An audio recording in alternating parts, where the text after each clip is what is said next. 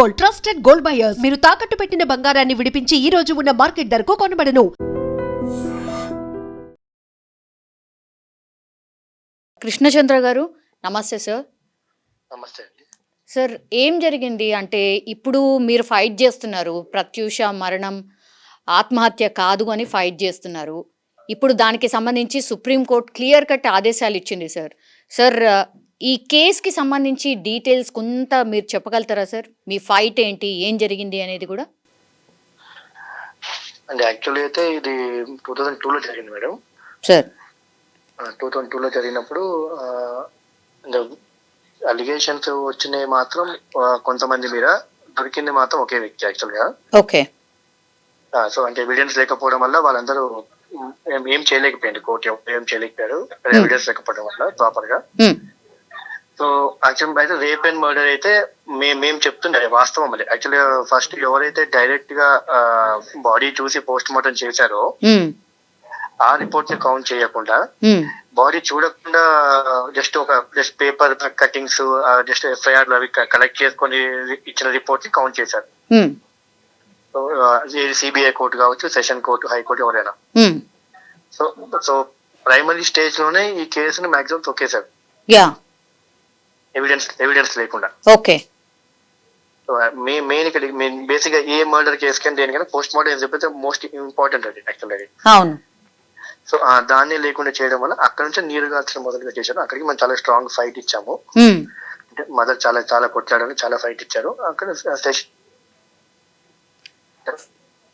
Sir first నుంచి కూడా మీరు అంటే గ్యాంగ్ రేప్ జరిగింది అనేది కదా మీ వాదన ఫస్ట్ నుంచి కూడా సార్? మల్టిపుల్ పీపుల్ ఇన్వాల్వ్ అయ్యారని చెప్పానండి. సో కానీ దానికి ఇందాక మీరు చెప్పినట్టు దానికి దేనికైనా కోర్ట్ అంటే మీకు witness and evidence important. So దానికి ప్రాపర్ ఎవిడెన్స్ అవన్నీ స్టార్టింగ్ లో లేకుండా చేశారు కాబట్టి ఒక వ్యక్తే దాంట్లో కనిపిస్తున్నాడు కల్ప్రిట్ గా యాక్చువల్ గా. సో అక్కడ నుంచి చేసుకుంటే సెషన్స్ కోర్టులో మీకు అతన్ని మాత్రమే కల్ప్రిట్ గా తీసుకొని సెషన్స్ కోర్టులో 5 years ఇచ్చారు. సో దాన్ని ఛాలెంజ్ చేస్తూ మనం హైకోర్టుకి వెళ్ళాము.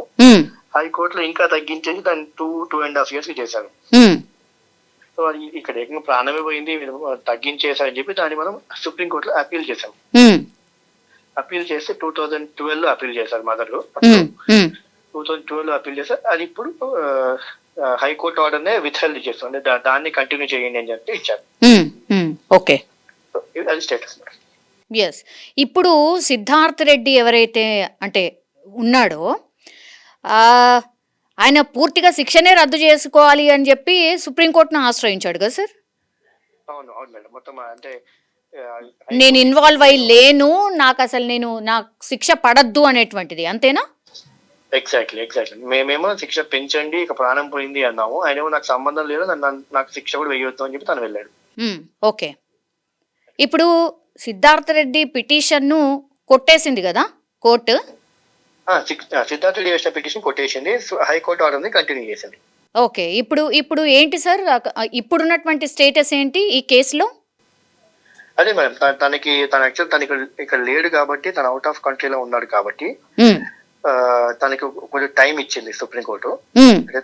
ఇమీడియట్లీ సరెండర్ అన్నాడు యాక్చువల్ గా. బట్ తను ఇప్పుడు అవైలబుల్ ఇండియా లేడు కాబట్టి రావాలి కాబట్టి కొంచెం టైం ఇచ్చింది యాక్చువల్గా court. He should surrender compulsory.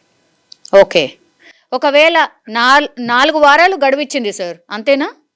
అంతే మేడం. 4 వారాల లోపల రాలేదనుకోండి, ఫర్దర్ స్టెప్ మీ ఫ్యామిలీ నుంచి ఏముండబోతోంది సార్? అదే మనమేమి స్టెప్ తీసుకోవాలి. ఇటు సుప్రీంకోర్టుని ఆర్డర్ లెక్క చేయని వ్యక్తి ఇంకెవరు లెక్క చేస్తారు మేడం. ఓకే. సుప్రీంకోర్టు అయితే ఫైనల్ వర్డిక్ట్ కదా. అవును అవును. దాన్ని నేను లెక్క చేయను అంటే తన యాటిట్యూడ్, తన క్యారెక్టర్ ఏంటో అందరికి అర్థమైపోతున్నప్పుడు. ఓకే. 2002 నుంచి మీరు ఫైట్ చేస్తే సార్, అంటే 2002లో ఇన్సిడెంట్ జరిగింది, అప్పటి నుంచి కేసు కానీ ఈ ఇన్వెస్టిగేషన్ కానీ అంతా జరిగితే 2026లో మీకు ఈ వర్డిక్ట్ అంటే కొద్దిగా మీ ఫేవర్లో వచ్చినట్టు లెక్క, అంతేనా? అదేనా? 2020 చాలా long fight madam. Mother actually దీంట్లో నా ఇన్వాల్వ్మెంట్ కంటే మదరే అంతా చేశారు. చాలా లాంగ్ ఫైట్ ఉంది మదర్ది, చాలా లాంగ్ అండ్ చాలా హార్డ్ ఫైట్ అని చెప్పచ్చు యాక్చువల్ గా. ఓకే. చాలా అలాంటి చేశారు. వర్డిక్ట్ మాకు ఫేవర్ గా వచ్చిందా అంటే మేము అంతగా అయితే అనుకోం మేడం ఫేవర్ గా వచ్చింది అని. ఎందుకంటే ఇక్కడ ఒక వ్యక్తి లేరు, అక్కడ ఒక వ్యక్తి ఉన్నాడు. మాక్సిమం సరే సుప్రీంకోర్టు అనుకోండి 2 years అనుకోండి, 2 years అయితే ఇంత ఫ్రీ బోర్డు కదా. అవును. మరి మరి ఇక్కడ మేము మా సిస్టర్ లేదు కదా అసలు కంప్లీట్ గా. అవును. సో లేని వ్యక్తికి 2 years తప్పు చేసి ఓన్లీ 2 years శిక్ష అంటే అది మాకైతే ఒబే చేస్తాం. మేము సుప్రీంకోర్టు ఫైనల్ ఆర్డర్ ఎవరికైనా ఒబే చేస్తాం, but we are not satisfied actually. Okay, అసలైతే మీ ప్రకారం ఏం శిక్ష పడాలి సార్? యావజ్జీవ శిక్ష అడిగాను మేడం యాక్చువల్గా. ఓకే, లైఫ్ ఇంప్రిజన్మెంట్ అడిగారు. ఓకే. సో 4 వారాల తర్వాత ఇప్పుడు అతను వచ్చి మళ్ళా లొంగిపోతే గనక ఫర్దర్ గా మళ్ళీ ఇన్వెస్టిగేషన్ స్టార్ట్ అవుతుంది, అంతేనా సార్? ఇన్వెస్టిగేషన్ ఫర్దర్ తను జైలుకి వెళ్తాడు డైరెక్ట్ అంతే. దీనిపైన అప్పీల్ అంటూ పెద్దగా అంటే ఏం ఉండకపోవచ్చు. Okay, okay. ఫైనల్ ఇది ఫైనల్ అయింది అనుకోవచ్చు అంతే. ఓకే, సో 4 వారాల లోపల ఇప్పుడు సిద్ధార్థ్ రెడ్డి అనేటైనా వస్తాడని మీరు ఎక్స్పెక్ట్ చేస్తున్నారు, అంతేనా సార్? రావాలి మేడం, అంటే ఖచ్చితంగా సుప్రీంకోర్టు మీద తనకి ఏమాత్రం గౌరవం ఉన్నా వస్తాడు. లేకపోతే తన క్యారెక్టర్ తను ఎస్టాబ్లిష్ చేసుకుంటాడు పబ్లిక్ లో. మేము చెప్పింది నిజం అన్నట్టు అర్థమైపోతుంది. ఇప్పుడు సిద్ధార్థ్ రెడ్డి బ్యాక్గ్రౌండ్ ఏంటి సార్? వాళ్ళ మదర్ ఫాదర్? వాళ్ళ ఫాదర్ అయితే contractor madam, railway contractor, railway road contract something. Okay. ఇప్పుడు వాళ్ళ బేసిక్ గా అప్పటి నుంచి పెద్ద మాకు తెలియదు మేడం వాళ్ళది. ఓకే, బట్ వెల్ ఆఫ్ అంటే వాళ్ళ మంచి హైలీ ఇన్ఫ్లుయెన్షియల్ ఫ్యామిలీ, మంచి రిచ్ ఫ్యామిలీ. ఓకే. సిద్ధార్థ్ రెడ్డిని అంటే ఫ్రెండ్ కాబట్టి, ప్రత్యూషకి ఫ్రెండ్ కాబట్టి కలిసారా సార్? మీరు ఎప్పుడైనా కలిసారా? లేదు మేడం, నేను ఎప్పుడు కలవలేదు. నేను చాలా టూ స్మాల్, అప్పుడు చాలా చిన్న పిల్ల అన్నప్పుడు. ఓకే. అక్క చనిపోయే టైం చాలా చిన్న, నాకు తెలియదు. నేను డైరెక్ట్ చూసి కోర్టులో చూసాను. ఓకే, దీని గురించి మదర్ ఏం చెప్తున్నారండి? అంటే మదర్ వాదన ఏంటి? మదర్ అదే మేడం, సేమ్ వచ్చింది ఒబే చేయాలి order, but not satisfied. Okay, ఇప్పుడు సిద్ధార్థ్ రెడ్డిని రప్పించే ప్రయత్నం అంతే కదా సార్? అంతే మేడం, తను అంటే రప్పించాం. సుప్రీంకోర్టు చెప్పింది కాబట్టి వస్తాడని అనుకుంటున్నాం మేము. వచ్చేసి తెలుస్తాం. అదే సరెండర్ అయితే అవుతాడు, కంపల్సరీ అవ్వాల్సిందే. ఓకే, ఇప్పుడు సిద్ధార్థ్ రెడ్డి మీ మదర్ని ఎప్పుడైనా చూసారా? మీ మదర్ ఎప్పుడైనా చూసారా సిద్ధార్థ్ రెడ్డిని? నాకు తెలిసి ఒక 1 అలా చూసుంటారు మేడం, 1 time అలా చూసుంటారు. ఓకే, అంతే, అంతకుమించి పెద్ద ఇంటరాక్షన్ ఏం లేదు మేడం తనతో మనకి పెద్దగా. అచ్చా, ఓకే సార్. ఎగ్జాక్ట్లీ అంటే మీ హౌస్ లొకేషన్ ఎక్కడ sir? Manikonda madam. Manikonda. Sir can you please send the location please? Sure send చేస్తాను, కానీ మీకు కొద్దిగా అంటే చాలా మంది ఉన్నారు, మీరు కొద్దిగా వెయిట్ చేయాల్సి వస్తుంది, లేట్గా వస్తుంది better. Yeah sure sir, thank you. Okay. Yeah, so ఇది సినీ నటి ప్రత్యూష ఎవరైతే ఉన్నారో 2002లో చనిపోయారు. తను 2002లో చనిపోయింది. ఫిబ్రవరి 23వ తారీఖున ప్రత్యూష చనిపోయారు. మనకు తెలుసు తను సినిమా యాక్ట్రెస్, కొన్ని సినిమాల్లో నటించింది, కొన్ని హిట్స్ కూడా కొట్టింది. అట్లాంటి టైంలోనే యాక్చువల్లీ సిద్ధార్థ్ రెడ్డి ఎవరైతే ఉన్నారో, సిద్ధార్థ్ రెడ్డి అండ్ ప్రత్యూష చాలా క్లోజ్ ఫ్రెండ్స్ అని ఒక రూమర్ ఉంది. లేదు, వాళ్ళు త్వరలో పెళ్లి చేసుకోబోతున్నారు, వాళ్ళు లవర్స్ అని ఇంకో రూమర్ ఉంది. వాళ్ళిద్దరు కలిసి కూల్ డ్రింక్లో మత్తు మందు కలుపుకొని ఆత్మహత్య చేసుకునే ప్రయత్నం చేశారు. అందులో భాగంగానే ప్రత్యూష చనిపోయింది, సిద్ధార్థ్ రెడ్డి బయటపడ్డాడు అనేది ఇంకో వాదన ఉంది. కానీ ప్రత్యూష వాళ్ళ మదర్ వర్షన్ ఇంకోలా ఉంది.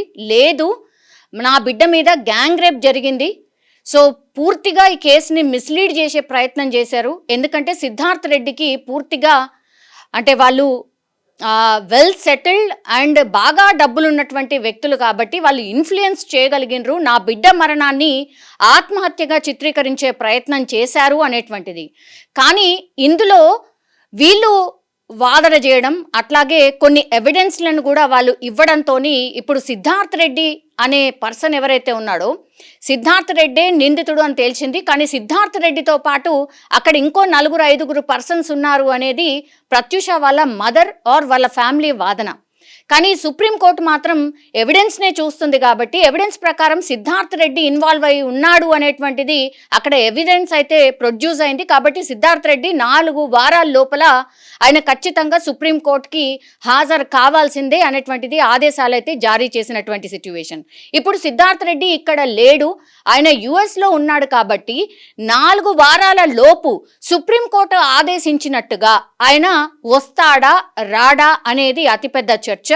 అండ్ ఇంకోటి ఏంటంటే ప్రత్యూష వాళ్ళ పేరెంట్స్ ఒకటే కోరుతున్నారు, అంటే ఫాదర్ లేడు, మదర్ ఒక్కతే, తను సరోజిని, ఆమె పేరు వచ్చేసి సరోజిని, ఆమె కోరుతుంది ఒక్కటే, యావజ్జీవ కారాగార శిక్ష వేయాల్సిందే, నా బిడ్డని అన్యాయంగా చంపేశారు, బ్రైట్ ఫ్యూచర్ ఉండే, ఆమె పెద్ద హీరోయిన్గా ఎదిగే అవకాశం ఉండే, అట్లాంటిది అడ్డాంతరంగా నమ్మించి మోసం చేసి ఆమెను ట్రాప్ చేసి గ్యాంగ్ రేప్ చేసి చంపారు అనేటువంటిది కోర్టులో మొదటి నుంచి ఆమె వాదన చేస్తున్నటువంటి పరిస్థితి.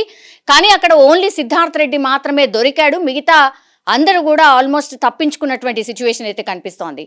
ఇప్పుడు సుప్రీంకోర్టు ఇచ్చినటువంటి ఆదేశాన్ని సిద్ధార్థ్ రెడ్డి నిజంగానే పాటించి రాబోతున్నాడా, ఇండియాకు వచ్చి సరెండర్ కాబోతున్నాడా అనేది అతిపెద్ద చర్చ. మరి చూడాలి. సుప్రీంకోర్టు ఆదేశాలు అయితే క్లియర్ కట్గా ఉన్నాయి. 4 వారాల్లోపు సిద్ధార్థ్ రెడ్డి అయితే హాజరు కావాల్సిందే. ప్రత్యూష కేసులో మాత్రం ఒక సెన్సేషన్ క్రియేట్ అయింది అని చెప్పొచ్చు.